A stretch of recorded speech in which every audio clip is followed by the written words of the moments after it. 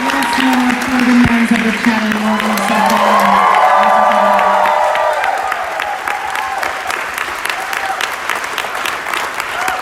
I'm viewing that song with so much more meaning. No, this was not Hook 'em Horns, sorry guys. This was Rock for the Devil. I'm thrilled to be here tonight for this panel for the upcoming Amazon Prime show, Good Omens. I was thrilled when they called me. A, because I love Austin, and B, because I read this book 1,000 years ago, and I thought there's no way they could ever fucking make it into a show. Way too cool and complex, but whatever, bro. And it's extraordinary. I'm thrilled to be here. I've seen every episode. It's amazing. I want to say before I bring out the cast and the showrunners that it's been said once before, but please, this show doesn't come out for a couple of months. Do not record. Do not post. This is an extraordinary gem of a television show, and let's not fuck it up for everybody else, all right? Let's just, what would be great, what you should do is just make memories and then taunt your friends with it until May. When they ask you about it, you're like, don't worry about it, bro. Just gotta wait till May.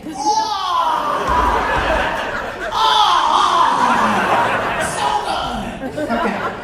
I gotta pull out my phone because, you know, I've been drinking whiskey all day. I can't remember anything. I mean, I am in Texas. Ladies and gentlemen, please welcome to the stage Hugo, Nebula, and Bram Stoker Award winner, co-author and showrunner of the Amazon Prime original series Good Omens, the inimitable Neil Gaiman.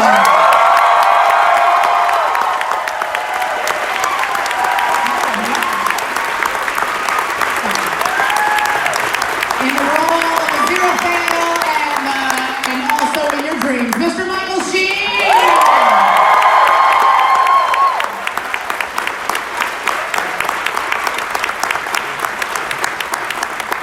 All the boys want to be him, all the girls want to do him. No, that's not right. All the boys want to do him, all the girls want to be him. David Tennant!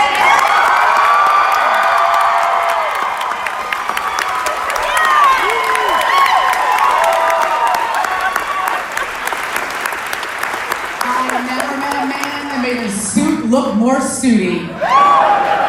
He's the sexiest admin in the world and one of my favorites, Mr. Jon Hamm!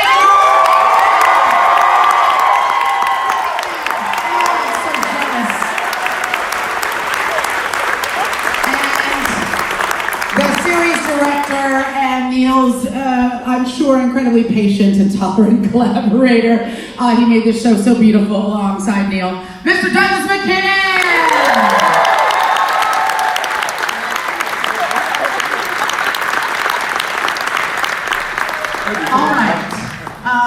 So we've seen an opening clip from the show, and what I want to talk about first, especially for I feel like a lot of you, just hearing you react to the nuns and to everything I've said, many of you have read this book and are familiar with this work. And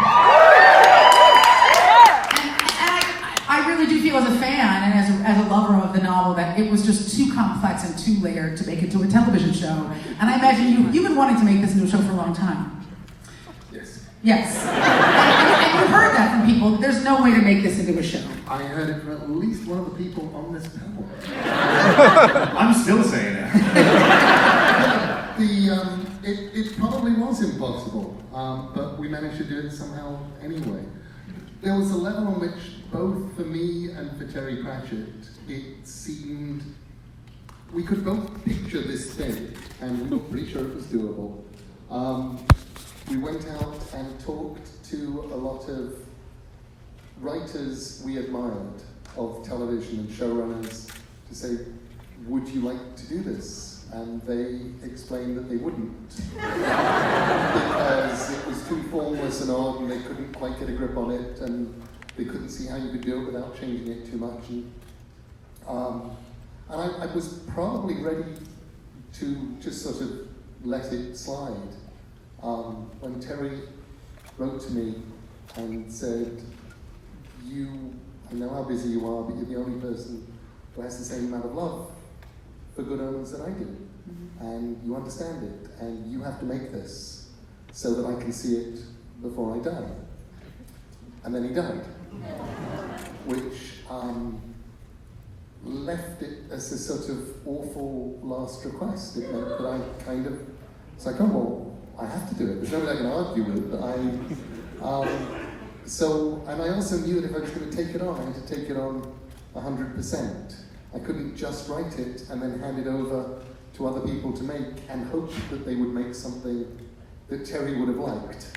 If I was going to write it, then I was also going to have to be there, I was going to have to help cast it, I was going to have to choose the director, I was going to have to be the showrunner. And there have been many times over the last 2 years where I have cursed Terry Pratchett and gone, you bastard, if you just lived, I'd be writing a novel right now. I wouldn't be on the phone with somebody arguing about budget or any of the things that I do not believe I was put on this earth to do.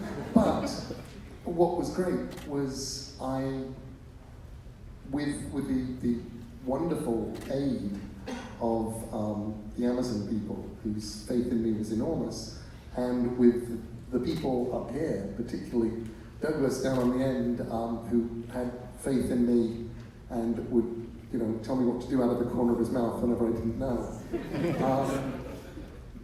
We pulled it off. Well, quickly, because a lot of people who are attending this conference are creatives, I think I'd like to hear about how this process came about, because you had been, foiled at so many turns. How did this specific configuration come together? The specific configuration basically happened.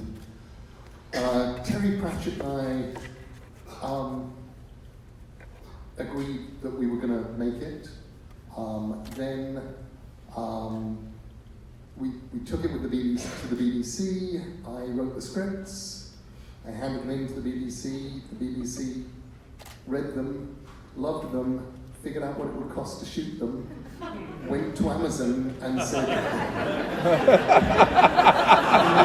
would you be interested in partnering up on this? By partnering up, we mean, would you be willing to pay for all of this? And Amazon basically said, we're happy to partner up. If by partner up we mean we pay for it and you make it for us. And then we take it away from you and make it an Amazon show. And that was basically what happened. Yeah. So the BBC actually get to show it on the BBC 6 months after it drops on Amazon, which is great. And people will get the experience. They don't have Amazon in the UK, guys. I don't know if you knew that, but there's apparently... They have Amazon everywhere. They're in over 200 territories. Yeah, no, Except they're not in the Amazon.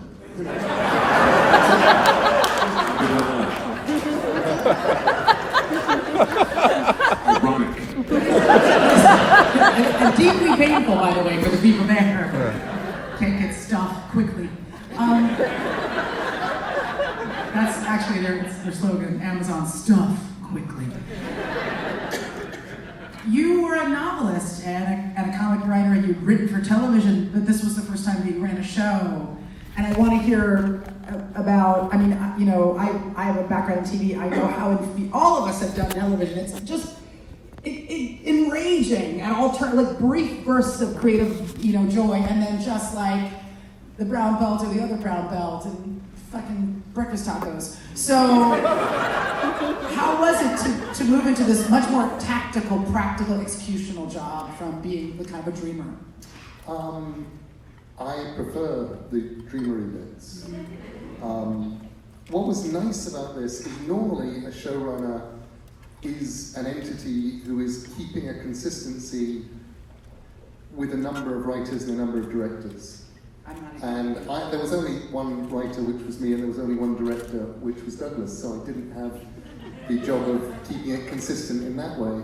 But what I did want was the responsibility of deciding what went and what stayed. And I've written scripts for television that were made into shows that were beloved and won awards.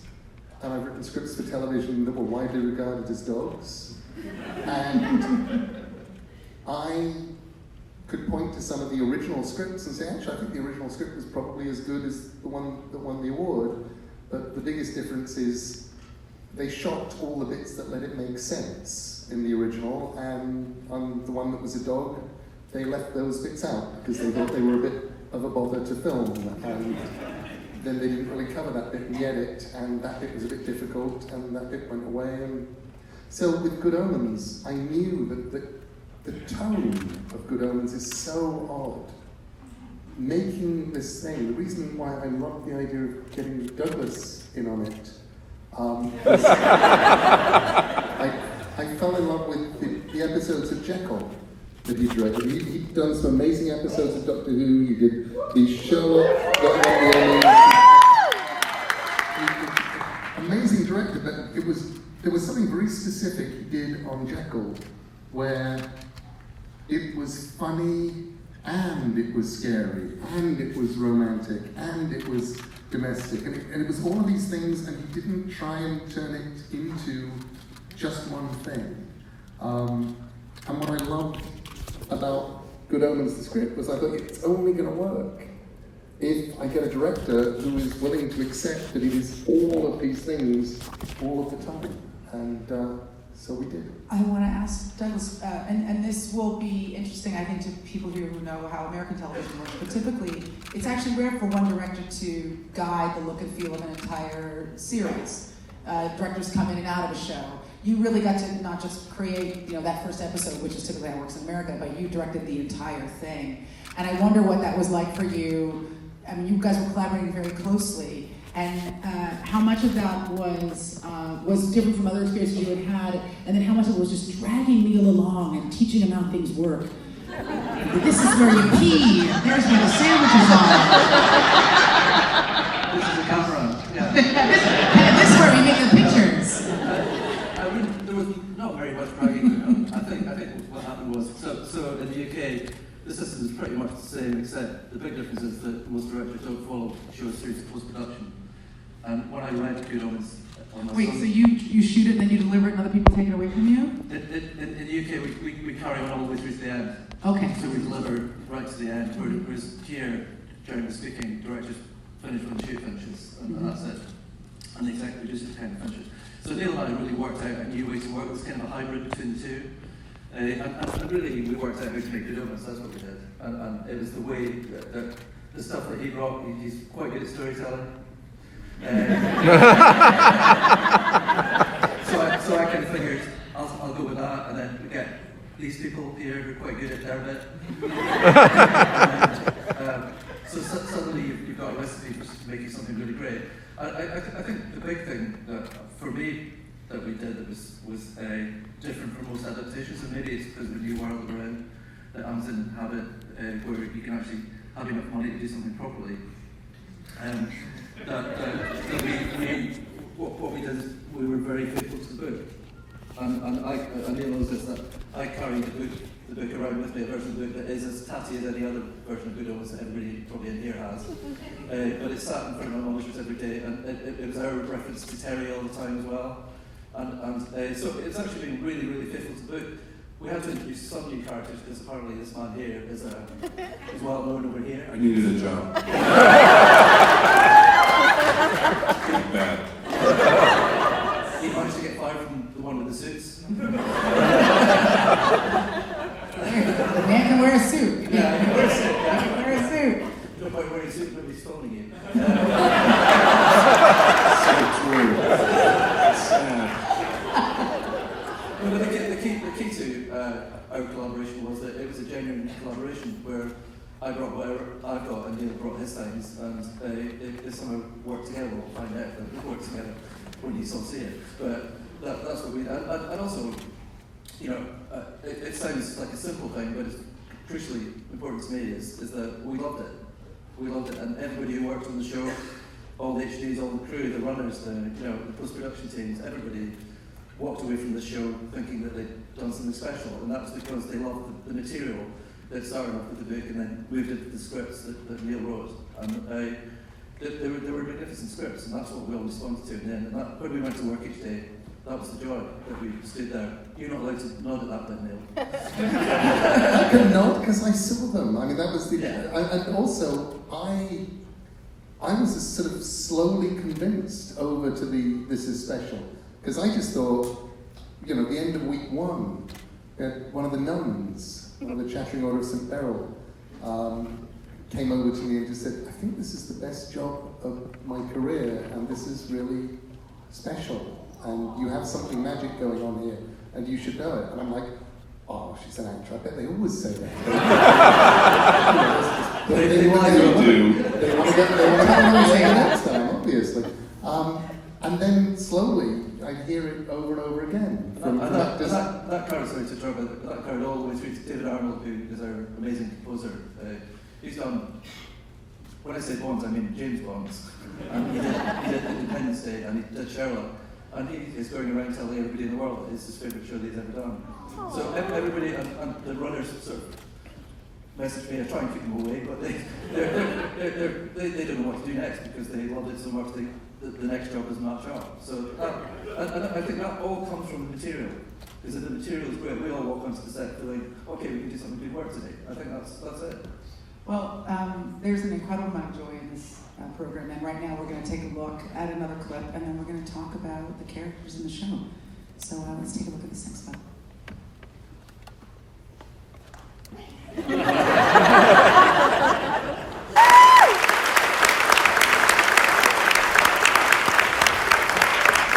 if you've read the book at Omens, what you know about it is it's very darkly comical.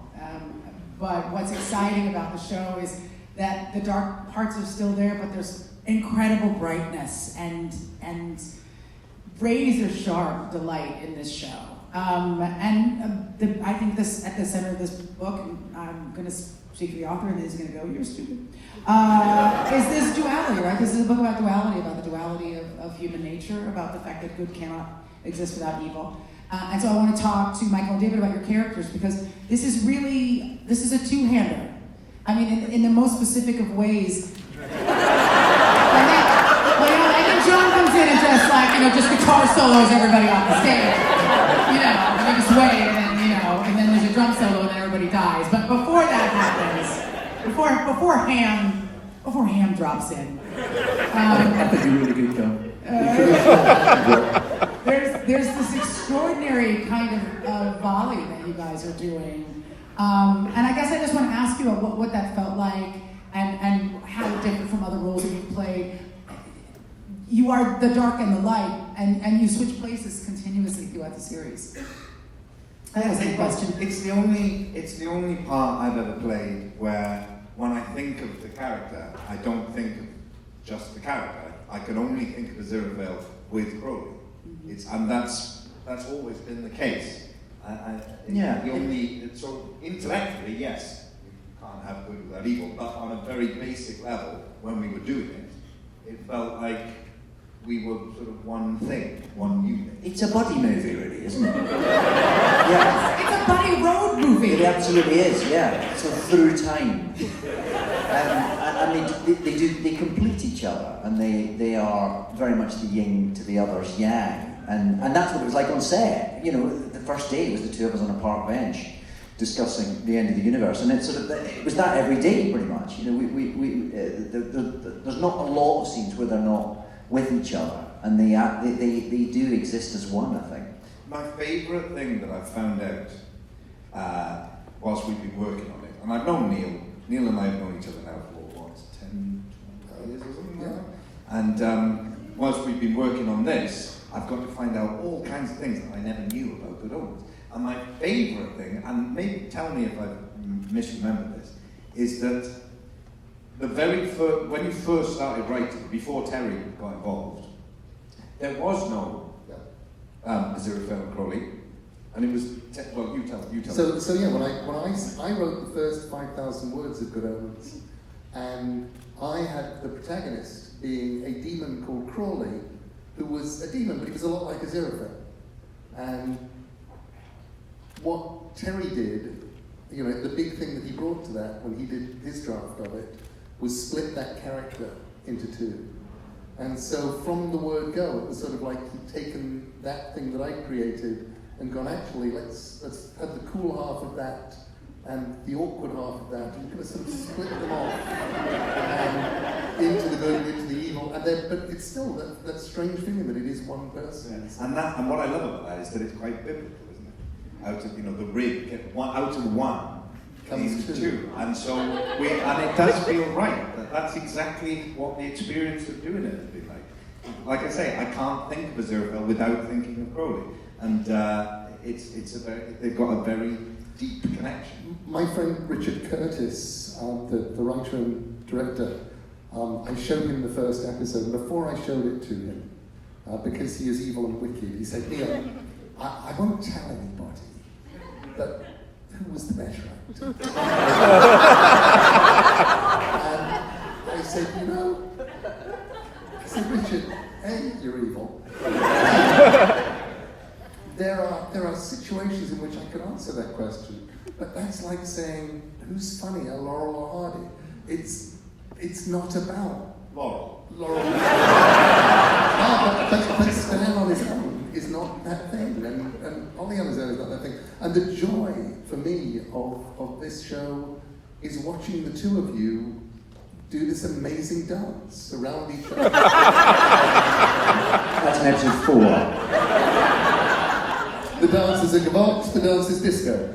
Yes. But there's also something, I mean, it's a buddy comedy, it's a road movie, and it's also an office comedy. And that was something that I loved. It is. There's something so funny about the book and in the show. This idea that heaven and hell and the damnation of souls and eternal salvation are managed by a bunch of asshole bureaucrats in an office somewhere. Waking up. Paging Hamm. Very good looking. You're very, very hot office fuckboy, Jon Hamm. There's this incredible kind of ribald irony to the idea of these things that many of us have believed are, many people on the planet have believed for 2,000 years. Talk about, this role wasn't in the book. It's such a delightful addition to this story. And it really, I think, his character really serves as this kind of like highlighter for some of the most ridiculous things that we believe in the Judeo-Christian arcana specifically. That's not a question either, but say something great. I'll say something. And he's very funny. It's very funny.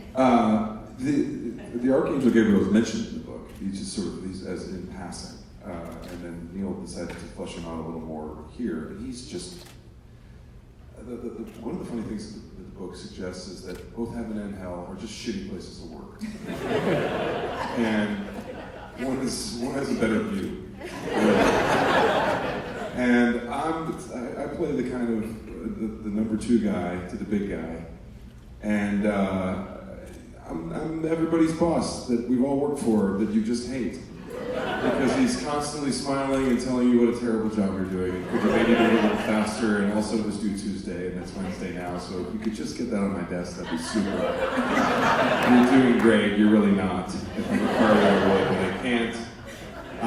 And it's all delivered in this sort of pleasant aspect of sorts. But what he really is just a terrible bureaucrat. And I think it's part of the idea suggests that anybody that believes too far on one side of the equation or the other is kind of missing the point and is probably not have anybody's best interest at heart, except their own. Let's see the Archangel Gabriel at work in this next clip.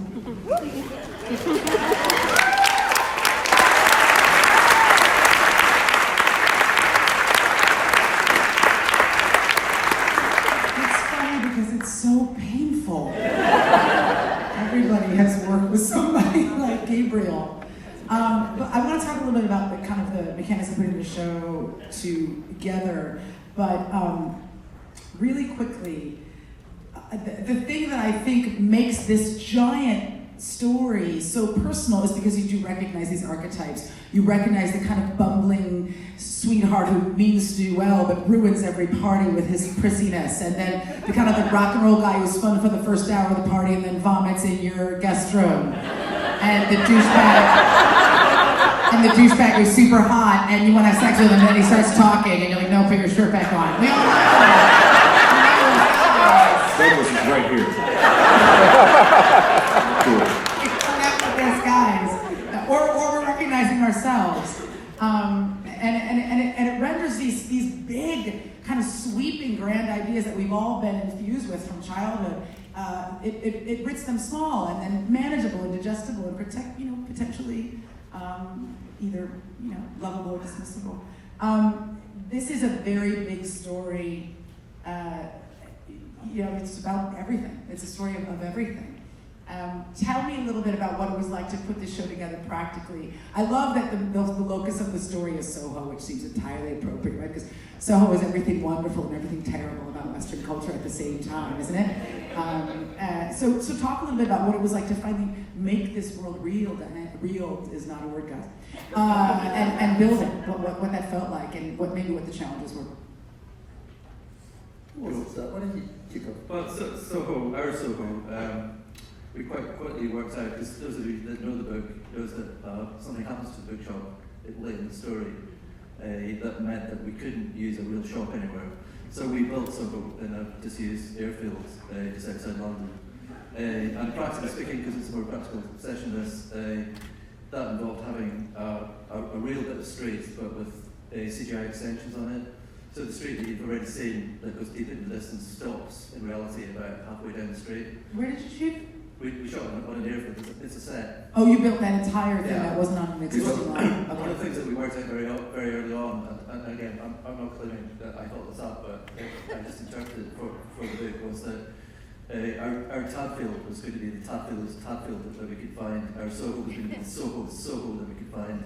Because it had to be rich and amazing, and it had to have the warmth that you talk about, and yet these amazing characters could wander about there. So the Soho that I wanted was one where a zero film completely fitted in, and the bookshop looked like the bookshop that you walk past 100 million times, and then suddenly you spot it and think, oh, I've not noticed that one before. And that Crowley's car was something that was, the Bentley was something that was, we always dirtied it up. It's only shiny once, and that's part of the story point late in the series.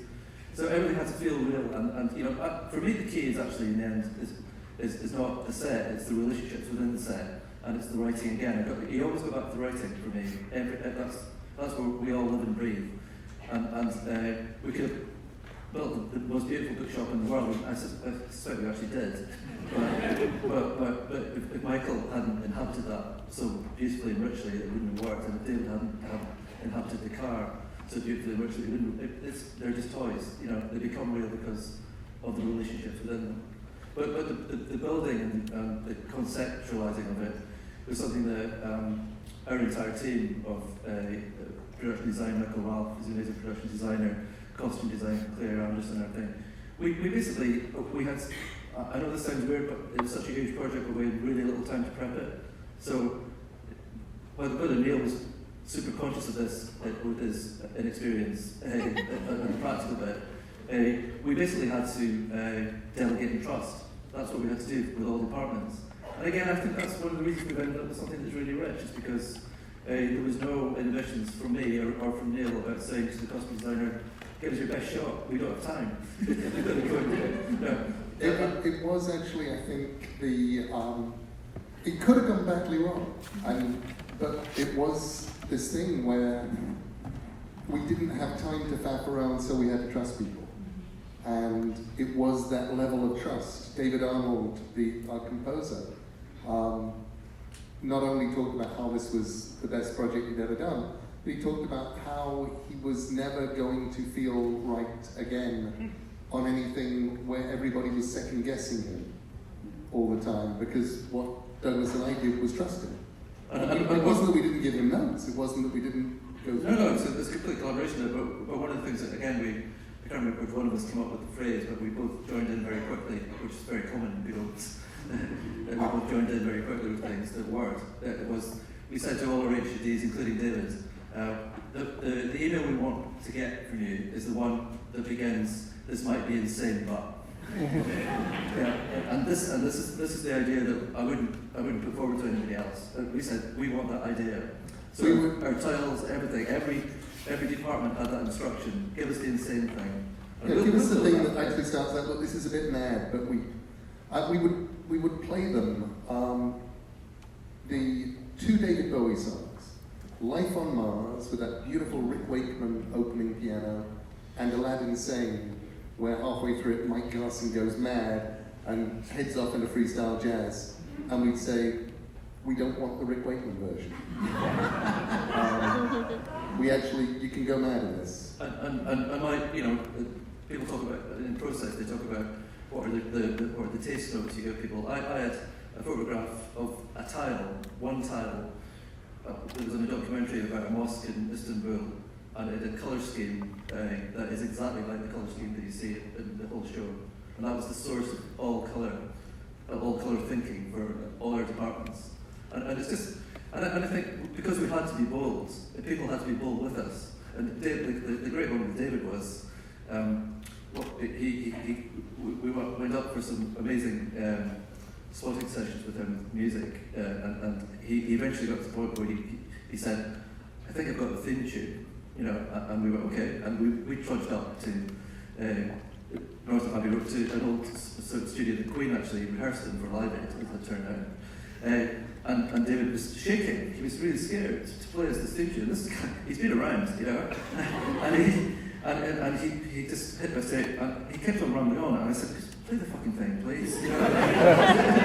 and he played it, and we listened, and Neil and I just looked at each other and just went, that's it, completely. And David sort of collapsed and said, thank God for that, I don't have any other ideas. and we encourage that thinking, to dive at it and be bold. The opening sequence of the show is so delightful that I've seen all 6 episodes, and I watch the opening sequence all the way through every time. Americans, we just want like a burger yesterday, but it was so, the theme is beautiful, and there's so much detail. The show is so granular. For David and Michael and Jon, how much input did you guys have into the creation of these characters? Because they are very finely tuned. And it'll be fun for you guys when you see the show, and I know I want to do this. I want to go back and watch it again, because I feel like there were so many little Easter eggs and bits that I missed. And so I wonder what it was like, just putting everything together, not just the way you played the characters, but what you wore and how you moved. And then even, for Jon, we can start this way or that way. You're creating an entirely new character. I don't want to, there's just this scene where you're jogging in the most ridiculous outfit, but maybe we could start with It Michael. was a cashmere running suit. It had little wings on it. Because heaven has Nike, right? Heaven would have Nike. They have their own brand. Coming at it from something that was just mentioned in passing in the book made it certainly a little more challenging to kind of come up with something relatively out of whole cloth. But Neil and I and Douglas had some conversations about who do we think he is, and I pretty quickly latched on to just the shitty boss from head office as a theme. And again, to what Douglas was saying, the amazing costume department and hair and makeup.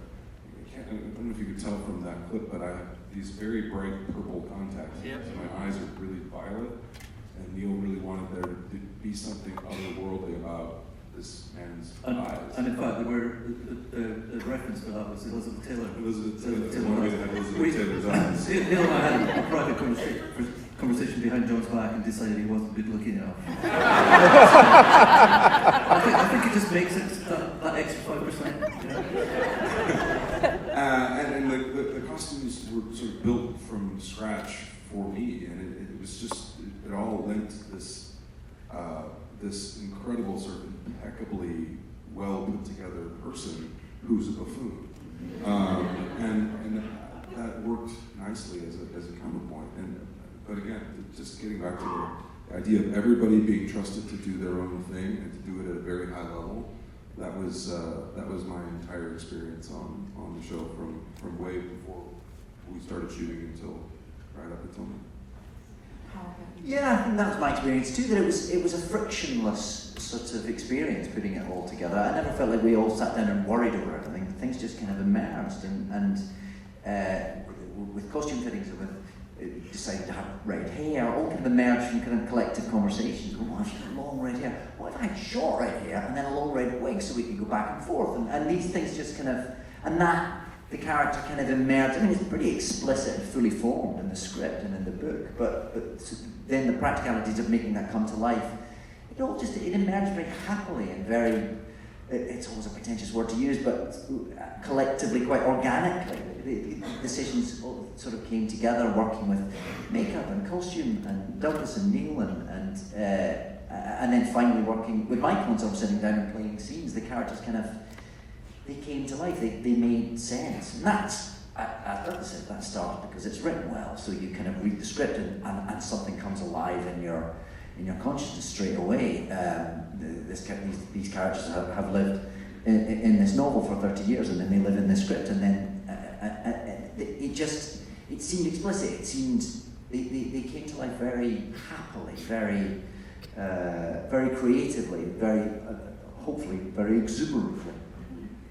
Yeah, I mean, as first and foremost a fan of Neil's work before we became friends, and I'm sure everybody here, whether you're a fan of just this book or of Neil's work or Terry book, I think one of the things that I'm most touched by, what resonates the most for me with Neil's work, and particularly this book, is that for all the fantastical elements and all the huge themes, it's about people. It's just about us, our flaws, and that it's our flaws and our foibles that are our greatest strength as a species, and it's what draws us together, what allows us to connect with each other, and that trust and belief in people, in humanity, I think is what probably brings us here, and having Neil at the centre of this show,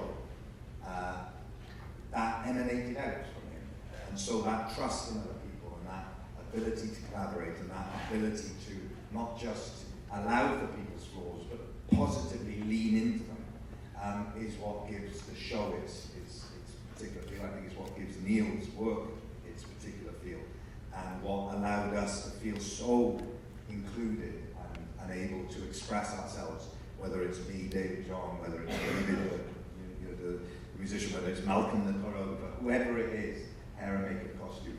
It was a truly collaborative and human and people-centered process. So I really do think that comes through in everything that I've seen, and it's certainly part of the story. And so the part of the enjoyment for me was things like the costume fittings and being able to talk about it from, what clues have we got in the book? And there's a couple of clues, but then having to kind of explore that and go, well, it helped me create the character for me, and it helped define the relationship in that the idea that Crowley just manifests his clothes. So he's always fashionable. He's always Whereas, even though as Arafel could do that, he loves quality and craft. And so he knows that. Yeah. And so I like the idea that if I wore something in the Victorian period, I would just keep holding it. I would continue to wear it because I liked it. And so it gave him a quality that was like a comfortable old sofa. That when you first bought it looked really spanking new and spiffy, and now just looks a bit sad and tired. But has quality to it, So things like that you start to explore in a costume fitting room, actually starts to become the heart of the character and the relationship. Yeah. I mean, in their own ways, they were both.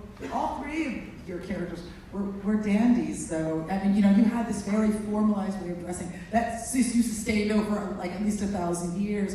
And then, Crowley's always just like he's about to like jump on stage for like the middle set on a Wednesday at like an open mic rock show. And those are both kind of definitively an aspect of who you were. And then the challenge, if I remember saying this, was that I wanted to. I think for all of us, we had to believe that if I saw any of us walking through today's Soho, you'd buy it. Yeah. You might think that it was a bit of an eccentric character, but you wouldn't think that's an alien. Yeah. But, like it was. You buy it. Yeah, that guy would sell antiquarian books in Soho. Yeah. I mean, obviously I'm dressed like Crowley right now, by the way. Literally, I'm just my fashion. I mean, I couldn't find an old sofa to come to. This is a very practical and honestly quite a dull question, but I just want to ask it. You had lavender eyes, John, and then David, you had these giant snake contacts that made you mad. I understand. I could tell by looking at you that there's no way those things could be comfortable. It seems I was the only one who had eyes that That were is my good question. enough- Why good enough for the did show. you have like white and silver? Was there because I wonder. I guess this is a question for Neil Douglas. Was in some way Aziraphale the stand-in for the rest of us? Even though he was the angel, he felt the most mundane, and I don't mean day to day. I mean the most human, the most representative of the kind of the everyday human. I think, one of the things that emerged while I was writing the story, doing the actual scripts, and I remember talking to Michael about this 2 years ago over the dinner where I said to him, I want you to be in the show. I said, look, the way that this has actually worked, the two stars are Crowley and Aziraphale. But Crowley actually is really smart, and he's the same character. He goes through, an awful lot, but he's the same person at the beginning, on the wall, at the Garden of Eden. He really is at the end of the story. He's gone through it all. Aziraphale actually has to change. He's one of those. He's like somebody who, for years has just been sort of part of a group, part of a political party, part of something that he kind of believes in and trusts, and now is starting to realize that actually they're kind of deeply fucked. Maybe he can sort it out. Maybe they're not really deeply fucked because they can't be, because he's on their side. And he actually has, a much more painful journey. He makes more mistakes. Crowley knows how appalling hell is, so that never really changes for him. And he knows that he likes being on Earth. He is against Armageddon from the word go. He thinks the world is great and it's comfortable and it has restaurants, and it has wine, it has a few strange things. He's never able to get anything other than Best of Queen to play on Radio 4 incidentally, but it's a great place to be. Aziraphale kind of knows that, but he also believes that heaven and Gabriel, and they all kind of know what they're doing, and, don't they? So he's the one who goes through the journey. Crowley has lived a life of bravery, right? He's got. If it's a metaphor for human existence, he's the guy who's put himself out there. He's fallen down. He's got back up. He knows what it feels like to be alive. Aziraphale's lived a very guarded life, and as a result, he fears, both the good and the bad. And so he really is the metaphor for the rest of us trying to figure out who we are. Yes, because Crowley was once an angel too. Remember, he's an angel who was. Actually did fall down. Who fell from grace. So he knows he's amongst wankers to begin with. And really, it's just all about wheeling and dealing and surviving. And if only he could make the scales fall from his mate's eyes, they'd be in a much better position. So yes, part of Crowley, what Crowley sets out to do is to kind of make him sort of face reality a little bit. Well, let's take a look at another clip. And we're going to learn a little bit about one of the other characters in the book and the show.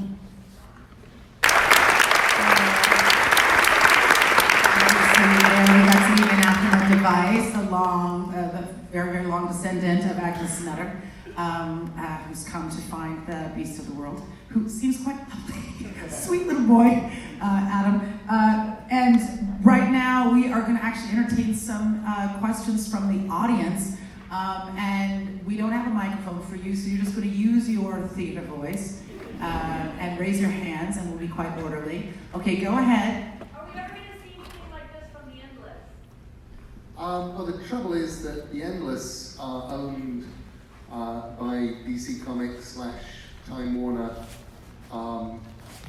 and not by me. The lovely thing about this getting made is Terry and I owned it, so we could control where it went. I think as the days go on, as the years go on, the probability that a Sandman thing will happen, obviously, increase continually. But I have no say in the thing. That's the delightful thing about streaming media, is that there's just now more places to put stuff.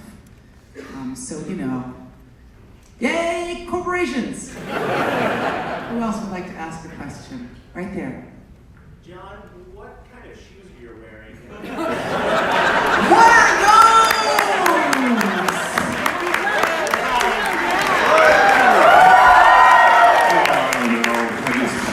I just picked, I think they're Converse. These are Christian The Louboutins. ladies know what's up. These them bloody shoes. These them red bottoms. That I borrowed from somebody and I have to return as soon as I can. It's always nice to have a deeply inquisitive art question. Right there, yes. When are we going to do season 2? Well, the lovely thing about Good Omens is it has a beginning, it has a middle, and it has an end.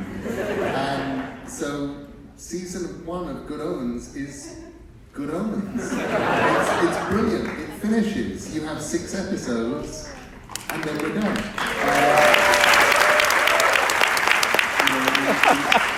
We weren't trying to build all these clever things to allow it to continue indefinitely. It doesn't, and I think part of that is because of the BBC thing, because it comes out of the UK tradition, where you try and make the best TV you can, rather than the US tradition, where the goal is to be on at 7:30 on Wednesday night for the rest of time.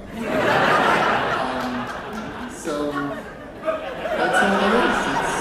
We like to take our goodness and spread it as thinly as possible over thousands of pieces of toast until people are sick of our goodness. And then we go 3 more seasons. But then, will you, for anyone who doesn't know, because this is my favourite thing ever, that you and Terry did come up with the name. We did have a name for the sequel. Will you please tell it? It was going to be called 668, The Neighbour of the Beast.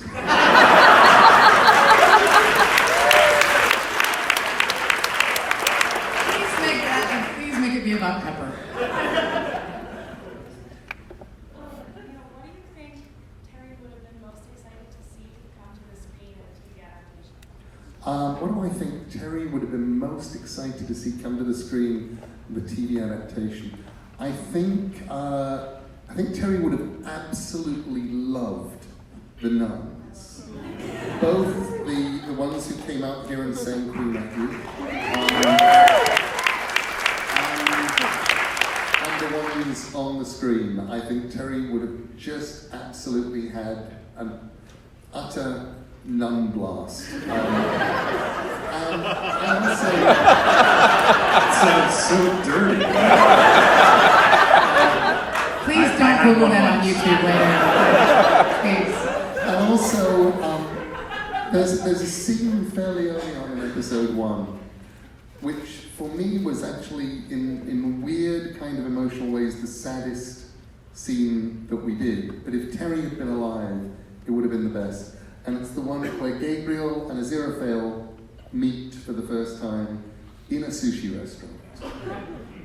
And Gabriel is just weirded out by the fact that Aziraphale's eating. And he's like, what is that stuff? Why are you doing that? You're an angel. And I wrote that scene because Terry and I always talked about the idea that there would be a scene set in a sushi restaurant, whatever it was, and that we would be sitting in the background eating sushi. And we just liked the idea of having an entire day spent sitting in the background eating sushi. That was our plan. And when it came to shoot the scene, remember Doug was saying, so do you want to be background in this? I'm like, no. And I wasn't. But you are in it. I am in it. It's a very particular performance. I have a very particular performance. I am a sleeping. There's a scene in episode 4 set in a small movie theatre showing sort of Saturday morning cartoons, and We need Crowley somebody is who lives there. in rough. And they needed a drunk to be fast asleep. So I'm not only the sleeping drunk. I'm in that scene twice. You see me as the sleeping drunk, but then you hear me as the voice of various bunny rabbits in the Saturday morning cartoon. So that's my part. It was my favourite bit of the writing. directing Neil doing bunny rabbit voices. I was harder than planned. It ends up being a very tough day for the bunny rabbits as well. It is a very tough day. They start out as 3 bunny rabbits, and by the end of it, it's just one bunny rabbit trying to figure out what's happening. It's a bunny bloodbath. I forgive you, Douglas. Okay. Questions? Yes. Hey, so Neil, now that you are with the showrunner for this, is this something that you would want to do again in the future? Would you like to work with Doug again? I would love to work with Douglas. I would happily and enthusiastically work with anybody up here. I would also happily and enthusiastically work with pretty much anybody who was in Good Omens. Adriana, who we saw up on the screen, Miranda Richardson, Michael McKean as the Witchfinder, Jack Whitehall. All of these people are amazing. Would I like to showrun again in the same way that I showran Good Omens? Absolutely not. No. I am now a retired showrunner, and in my retirement, I'm thinking of taking up writing.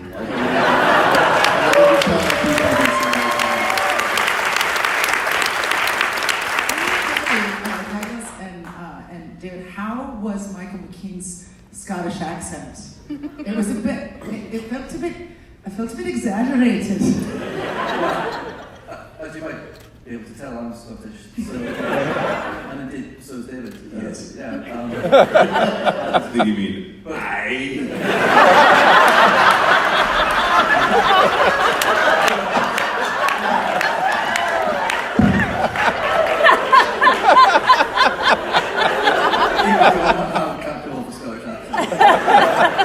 But in the book, you've got to pay attention to the book. The description of the accent in the book is not like he's Scottish. He's got 4 or 5 different accents that fly around. But one of the really enjoyable things of working with Michael, of which there were many, was teaching him the multiple different ways to say the word I. Because you can say I just as a straightforward yes, but you can also insinuate that you're really stupid by going I. And you can David, can you do a surprised eye? I can also use it to persuade someone. Aye. And maybe a suspicious eye? Aye. It's a very useful word.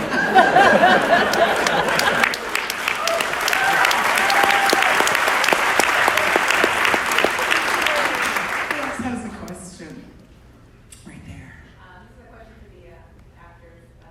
If you had the opportunity to play another role in the series, what would have been interesting to you? Can I jump in? Because can we hear quickly the story about how Michael came onto the show and what role he thought he might have played? Well, when Neil and I first started talking about this, it was with the idea that I would play Crowley, and then Neil would send me early versions of the scripts, the episodes as they were coming in, and I remember reading the first episode, the version of the first episode, and about halfway through, I started going, I don't think I'm good enough to play. I don't think I can play Crowley. I don't think that just doesn't feel right to me. I don't think I could do it very well.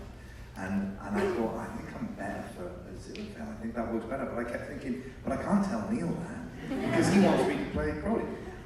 It turns out, Neil was, as he was writing the episodes, was going, I think Michael is better for Aziraphale. But I can't tell him that because he wants to play Crowley.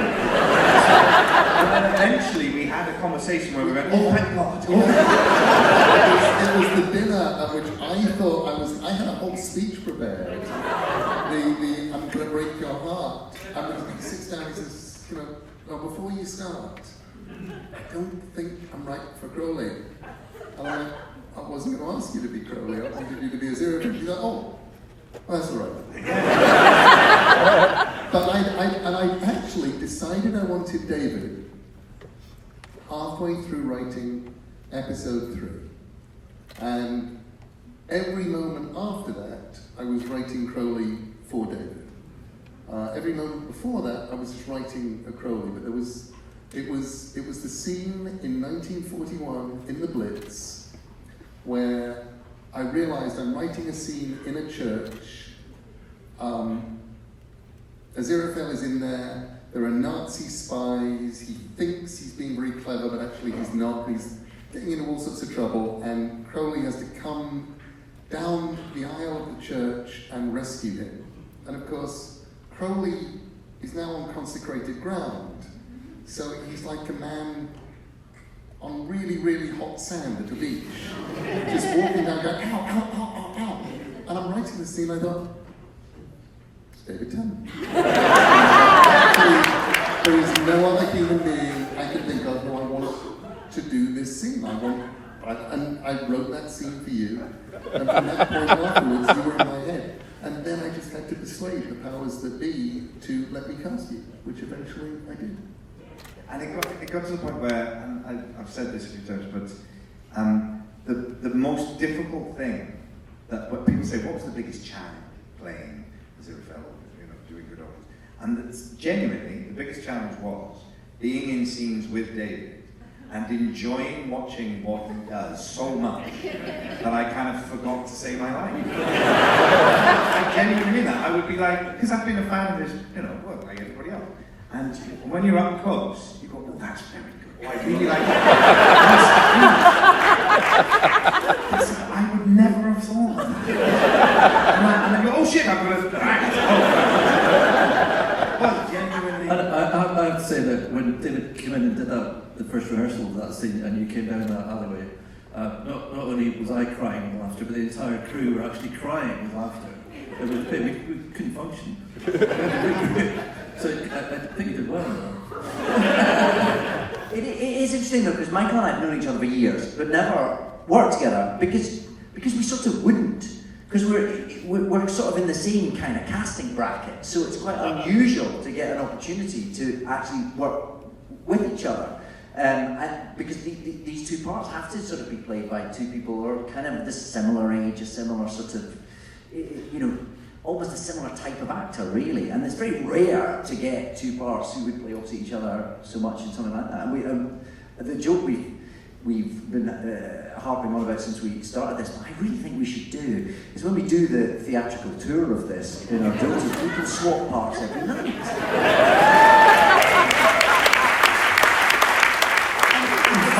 All three of us could swap parts.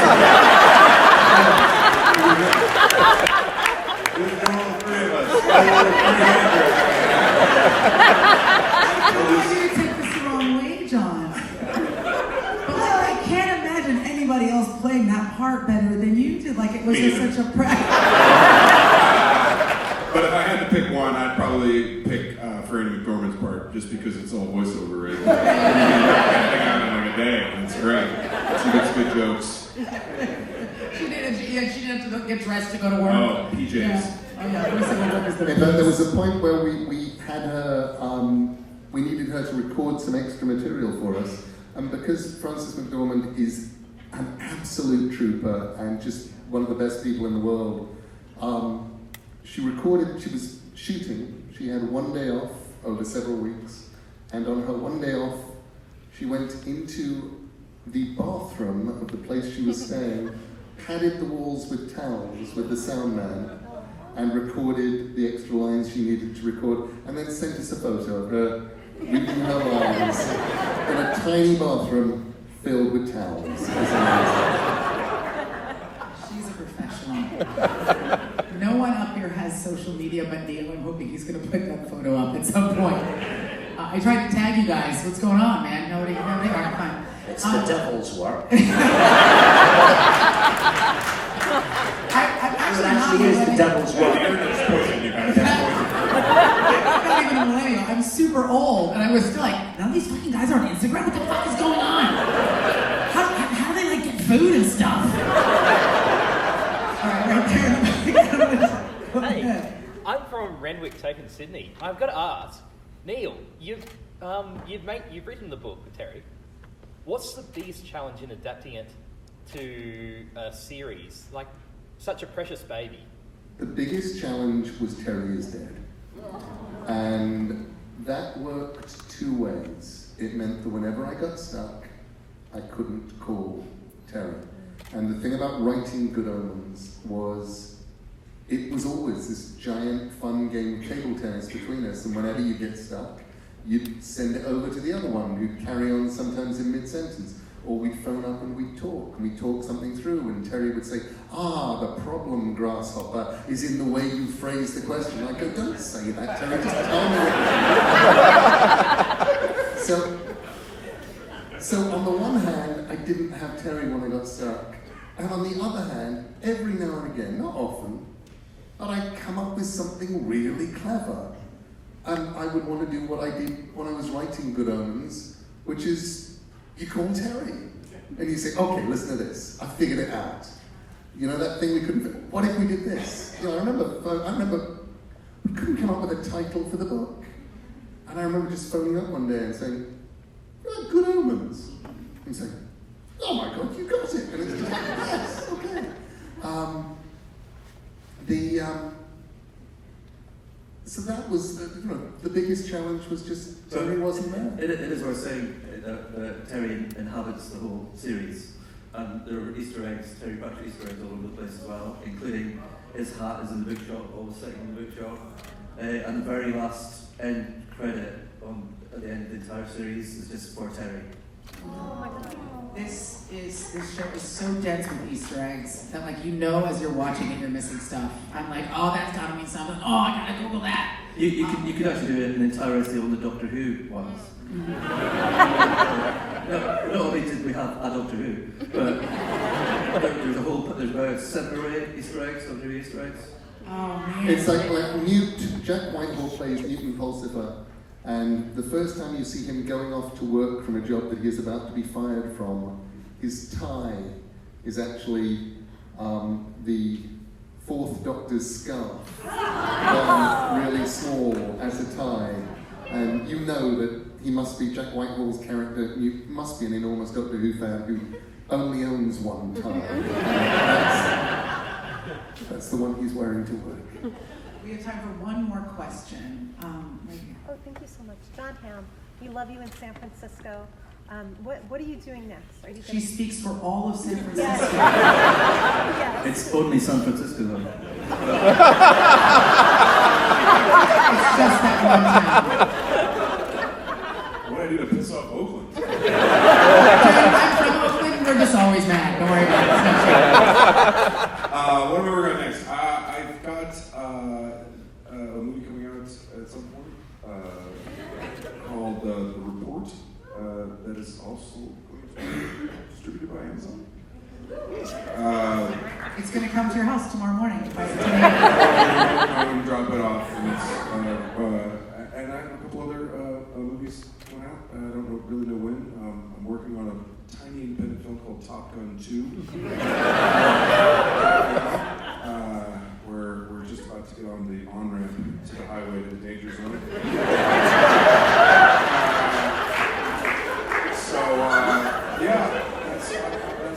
That's one of the... Thank you, San Francisco. Somebody loves you. Before we watch one last clip of the show, I'm going to say absolutely nothing. That this is the Not Fucking Around crew. And they're not fucking around. I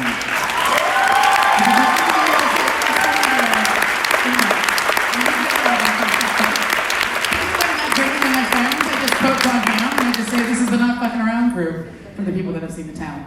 All right, David, would you like to introduce this next clip? I think it's your character trying to escape an infernal highway that encircles London.